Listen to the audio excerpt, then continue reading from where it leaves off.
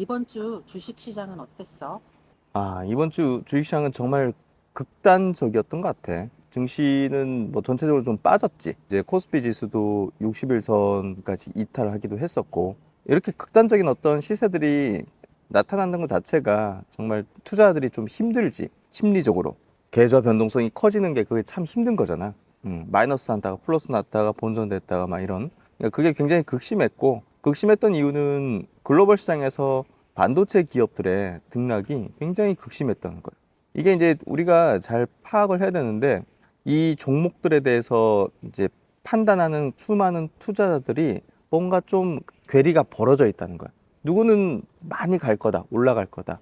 누구는 또 이제 이 정도에서는 좀 멈추거나 좀 이제 조정이 들어갈 거다 해서 차익 실현한다든지 이런 것들이 뒤섞여 있던 그런 지점이었던 것 같아. 그리고 이제 한편으로는 또 이제 이런 극심한 어떤 변동성이 나왔던 이유 중에 하나는 글로벌 자금들이 이제 펀드를 재조정하고 비중적인 재조정을 하거든. 그게 이제 분기마다 반기마다 하는데 6월이 반기의 상반기의 마지막이잖아. 비중에 대한 조절들을 하는 데 있어서 한국의 반도체 기업들이 많이 올랐잖아. 글로벌 반도체 기업들도 많이 올랐고 그래서 그쪽에 좀 매도를 하고 뭐 다른 쪽을 늘린다든지 이런 조정, 그런 어떤 수급적인 재조정을 하는 과정에서 외국의 매도가 좀 많았던 것 같아. 그런 것들이 아무래도 이제 시장에 좀 변동성을 크게 만들었던 것 같고, 투자들이 어려웠던 또 이유 중에 하나가 한국 증시가 지금 반도체 두 개 기업의 의존성이 크잖아. 이번 주 내내 보면 거래대금 상위 한 20 종목이 거의 두 종목에 연관된 것들이었어. 그러니까 이게 한편으로는 뭐냐면 거의 뭐 한국 증시가 이 두 종목이 그냥 카지노장처럼 됐던 거야.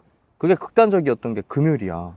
금요일 날 사실 부정적인 거 포인트가 하나 있고 긍정적인 거 포인트가 하나가 있는데, 일단은 부정적인 포인트를 하나 짚으면 메모리 반도체 기업들이 아시아 시장에서도 키옥시아 같은 그런 기업이 급락을 했어. 출발 자체가 미국의 이제 마이크론 테크놀로지 이런 반도체 기업이 급락하면서 일본 증시도 그렇고 한국 증시도 이제 막 한 5% 6%막 폭락했었어, 장 초반에 금요일 날.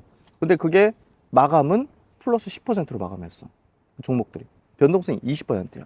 이게 그날도 금요일 날도 어제지, 금요일 날도 거래대금 상위 한 20 종목이 다 그 두 종목이 연관된 거였어. 그 정도로 이제 거의 도박 판처럼 됐던 거거든. 그러니까 지금 이 변동성을 뭔가 좀 완화시켜줄 어떤 정부 측의 제스처라든지 어떤 조치가 없으면 이게 쉽게 사그라들기는 어려울 것 같아. 그러니까 정말 도박판이야. 그렇게 되고 있어. 근데 이제 긍정적인 포인트 한 가지는 오전에 폭락을 하다가 증시가 코스피 지수로 치면 기술적인 차원에서 60일 이동평균선을 이탈을 했어. 그러니까 이제 손절성 물량이라든지 기계적인 어떤 매도물이 막 쏟아졌었어. 더 빠지고 개인 투자들의 어떤 반대 매매 위축성 그런 어떤 수급까지 막 빠지면서 급락을 했는데 그걸 확 들어 올려서 플러스로 마감했어. 그리고 이제 반도체 기업들도 한 10% 내외 상승으로 마감했지. 많은 기업들도 이제 급반전됐고. 그러니까 이제 봉의 어떤 모습, 차트의 모습을 보면 추세가 완전히 그 상승 추세에 잡혀버린 그런 형태로 이제 만들어졌어. 결국은 상승 추세를 그 유지하겠다는 그 수급적 힘이라든지 이런 것들이 굉장히 강하게 금요일 날 오후장에서 만들어졌거든. 많은 분들이 이제 추세가 꺾이는 거 아니냐, 고점을 찍은 거 아니냐, 이런 한편엔 우려하는 분들도 있잖아. 그런 부분들이 어느 정도 나는 해소될 수 있는 그런 패턴이 좀 전개됐다. 왜냐면 이번 주 코스피 지수도 확 내려앉았거든. 코스닥은 480일 2년짜리 이동평균선을 이탈하면서 정말 최악의 투자 심리를 보여줬어. 완전히. 코스닥은 완전히 날아가듯이 막 빠졌었어. 근데 이제 금요일 날 밑꼬리 그리고 쭉 들어올리는 형태로 되면서 양시장 모두 최악의 상황이라든지 뭔가 좀 추세가 붕괴될 수도 있는 뭐 그런 가능성을 좀 많이 낮췄지. 많은 투자들 입장에서는 좀 그래도 괜찮은 흐름으로 마감된 것 같아. 업종으로 좀 얘기를 하면 일단은 지금은 AI 시대잖아. AI가 지금 전 세계 증시 또 한국 증시를 이끌고 있고, 반도체 그리고 나는 피지컬 AI 이 두 가지 범주에 대한 투자 전략이 그리고 시각을 어떻게 가지는가 중요한데, 이번에 이제 유튜브 라이브 방송에서 좀 얘기하긴 했지만 어렵게 생각할 필요는 없어. 경기 민감한 업종이었던 이 두 개 이제 큰 축의 업종이 한국을 대표했던 구조적 성장의 업종으로 바뀌어 가고 있는 거야. 그렇기 때문에 전체적으로 이제 삼성전자 하이닉스도 과거 이제 그런 범주에서 퍼라는 어떤 지표의 밸류에이션 자체가 완전히 낮은 수준에서 이제 10 이상, 10에서 한 20 사이로 되는 그런 구조적 성장을 인정받는 밸류에이션의 구간으로 가고 있고, 그리고 하반기 좀 주목할 포인트는 또 반도체 소재 부품 장비 회사들이야. 삼성전자 하이닉스가 가는데 반도체 소재 부품 장비 회사가 같이 동반해서 상승하지 않을 수는 없어. 근데 점에 불일치들이 있거든. 먼저 삼성 닉스가 가고, 그 다음에 이제 우리 이번 주에 큰 사건이 있었잖아. 정부가 또 삼성전자 하이닉스랑 손잡고 대규모 한국의 AI 반도체 공장과 데이터 센터를 또 피지컬 AI 분야를 육성하겠다는 대규모 이제 정책 발표를 했잖아. 그게 결국은 이 반도체 쪽에 대한 어떤 소재 부품 장비 회사들의 구조적 성장을 얘기해 주는 거야. 반도체 호황일 때 이제 반도체 그 공급을 늘리기 위해서 공장을 짓고 이런 식으로 이제 전개하면서 그 소재품 장비사들이 이제 같이 움직였거든. 근데 이제 그거는 호황 불황에 따른 경기 민감한 어떤 사이클상의 투자였단 말이야.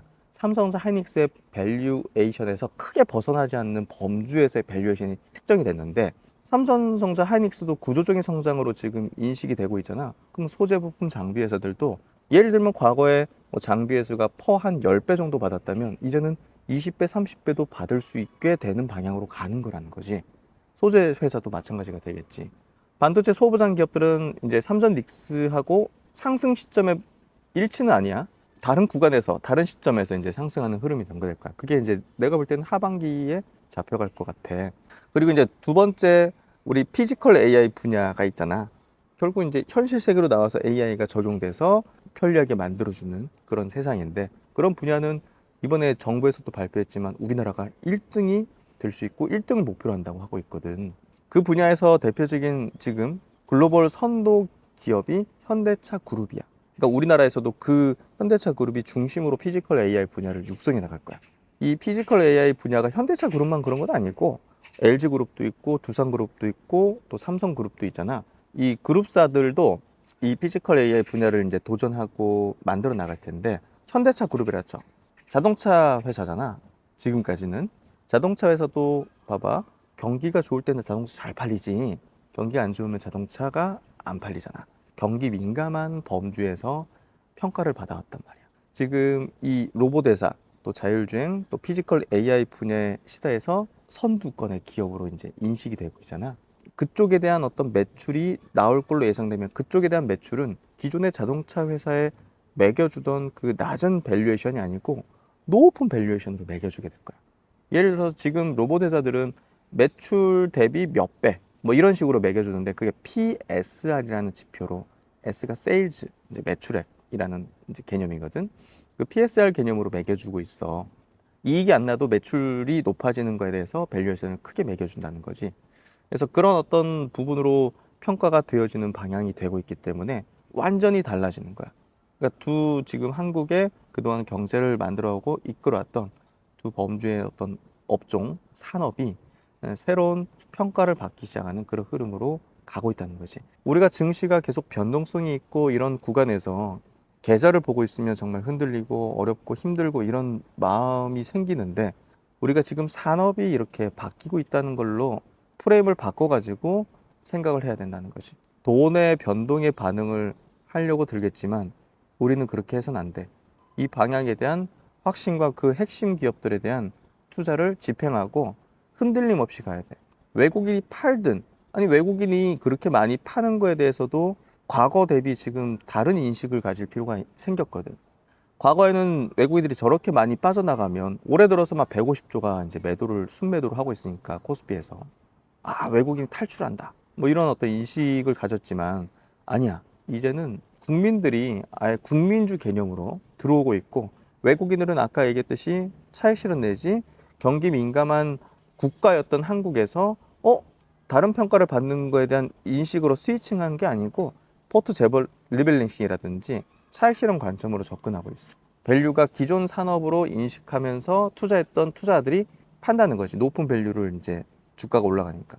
그래서 그게 탈출이라고 보기보다는 그들의 물량이 한국의 투자자들에게 이동하는 그런 흐름으로 전개되고 있다. 나는 그렇게 판단하고 있어. 이번 주 주식시장의 쏠림 현상은 어땠어? 여전한가?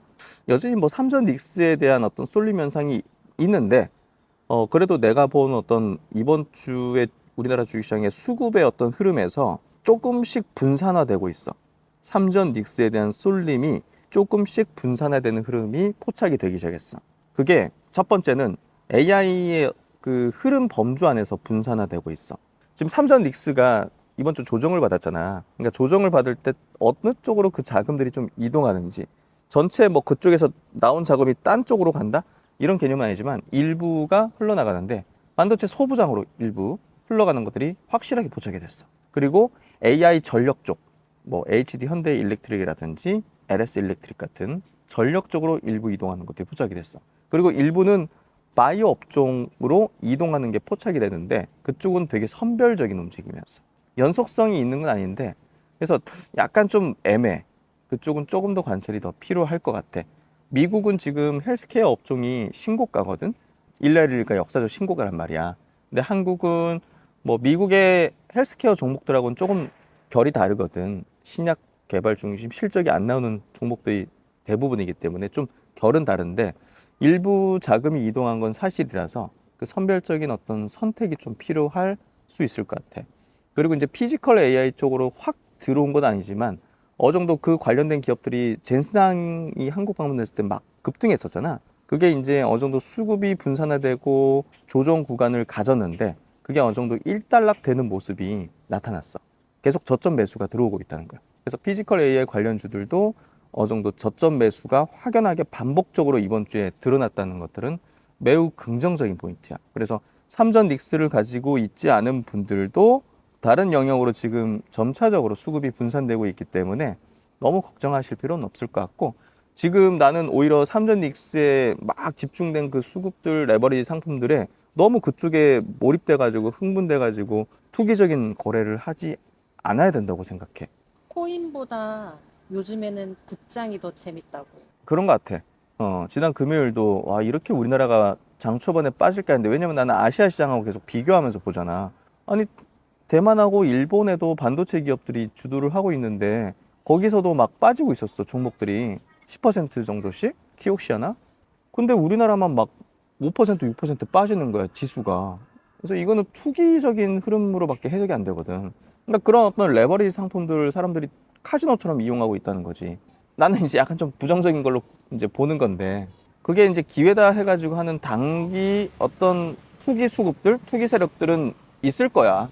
나는 좀 너무 안 좋은 것 같아. 그런 어떤 쏠림에 같이 휩쓸리지 않아야 된다고 생각해. 오히려 조금 잔잔하고 뭔가 자꾸 반복적으로 저점을 지키고 이런 영역 있잖아. 그런 영역에 나는 투자를 해야 된다고 생각해. 성숙된 주식시장의 모습이 좀 보여지면 좋겠네.